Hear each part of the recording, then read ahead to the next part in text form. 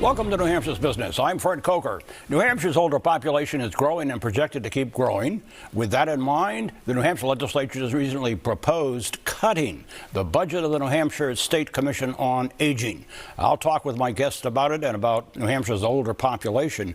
But first, a profile of it. New Hampshire's older population, 26.7%, age 60 or older.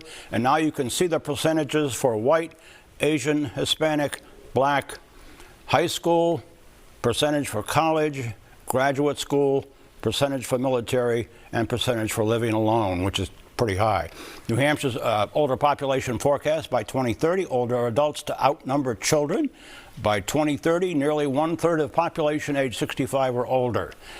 New Hampshire State Commission on Aging, established in 2019 to develop solutions for aging seniors. And New Hampshire House Finance Subcommittee zeroed out the commission in its budget. The New Hampshire Senate restored it to some degree, but with funding cut.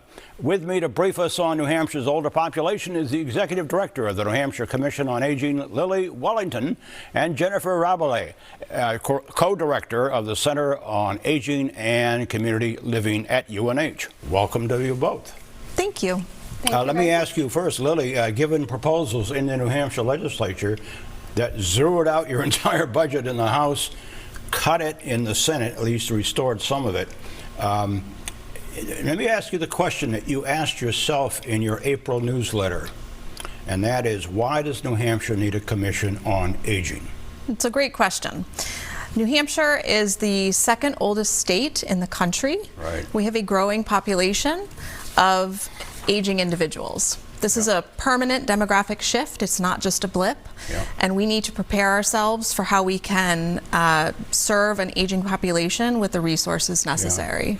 And you got some of that money back. Yes. So you're going to be able to operate.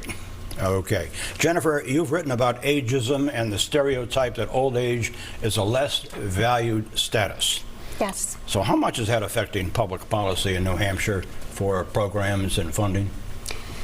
It greatly impacts it. Ageism is really embedded into our culture. We see it in our media. It's part of our everyday life. So unconsciously, we all tend to have a view of older people. And often decision makers don't necessarily value older people as much as other segments of the population. And I count myself into that group. A plan for aging in New Hampshire is in the making by the Commission. Let's tell them about it. 10-year blueprint for restructuring state policies across sectors to address needs of an older age population, to promote healthy aging, independent living, social engagement. Lily, what structuring of social policies is needed?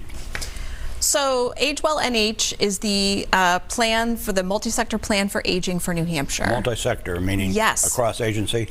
Across agencies, but across public and private sector. Okay. And I think that's a really important key here, is that this is not a single solution. We have to look across a variety of providers, agencies, collaborators who can help us build the New Hampshire that that's not being done now then. It is, but we can improve upon it. Okay. We can invite the private sector into the conversation, and the idea behind AgeWell NH is that we will have a vehicle, we will have a methodology to invite that participation. Jennifer, same question. Yeah, to build on what Lily has been saying, really part of this, and to segue back to that ageism piece, part of planning around older adults is not just planning for those older adults that are living right now, but for future centenarians. So it includes really looking at how we talk about older adults, how we, view not only the challenges that might come with an aging population, but the opportunities. Some of those watching us now that are under 60. We're talking about. The data we showed earlier says that more than 25% of New Hampshire seniors are living alone. That's got to be a tough strain on services. It requires planning. We need flexible community-based supports so that we can make sure that everybody has the same access so they have the opportunity to thrive. Yeah, Jennifer? Yeah, we also need to be aware of some of the potential risk factors that might come with that. So somebody who lives alone might be at greater risk for social isolation, depression, and as Lily said, need greater supports and flexible supports. Jennifer Rabelais is co-director of the Center on Aging and Community Living at UNH. Thank you.